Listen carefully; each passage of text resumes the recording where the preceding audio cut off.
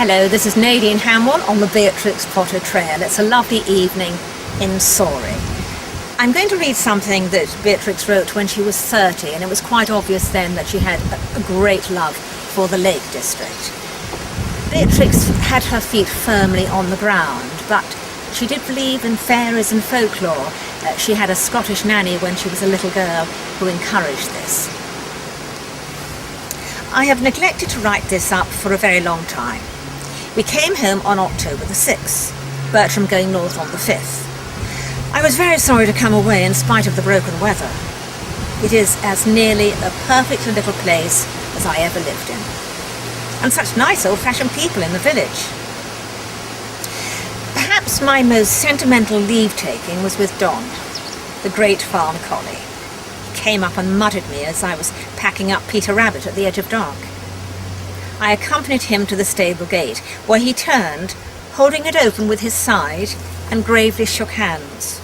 Afterwards, putting his paws solemnly on my shoulder, he licked my face and then went away into the farm. I have a pleasant memory of Hawkshead another day, when I went to Tyson's shop and bought 2 striped petticoats. There was a pleasant, friendly, middle-aged lady in the shop who said, "I think I ought to know your face." And oddly enough, I thought the same, but it was Mrs. Beck of Esthwaite Hall.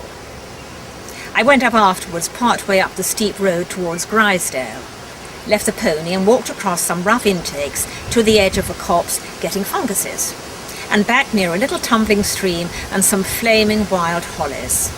The hawthorns down below were a sight in the sun. I was followed a long way by 2 cockerels because I had a basket. I got rid of them by bestowing a round peppermint, which puzzled them, sadly. It was a bright sunny day, blue sky and mist.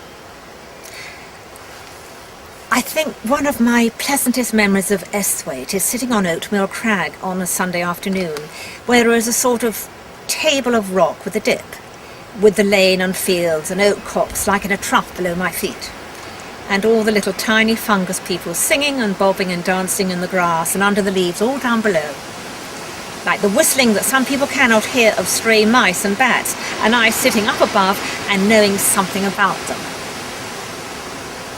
I cannot tell what possesses me with the fancy that they laugh and clap their hands, especially the little ones that grow in troops and rings amongst dead leaves in the woods. I suppose it is the fairy rings, the myriads of fairy fungi that start into life in autumn woods. I remember I used to half believe and wholly play with fairies when I was a child. What heaven can be more real than to retain the spirit world of childhood, tempered and balanced by knowledge and common sense? To fear no longer the terror that flieth by night, yet to feel truly and understand a little, a very little, of the story of life. And then the next line, she puts that the ferry had been stopped because of the weather. Like today, the ferry has stopped because of the weather. But happily it's all cleared up and we have a lovely, bright evening.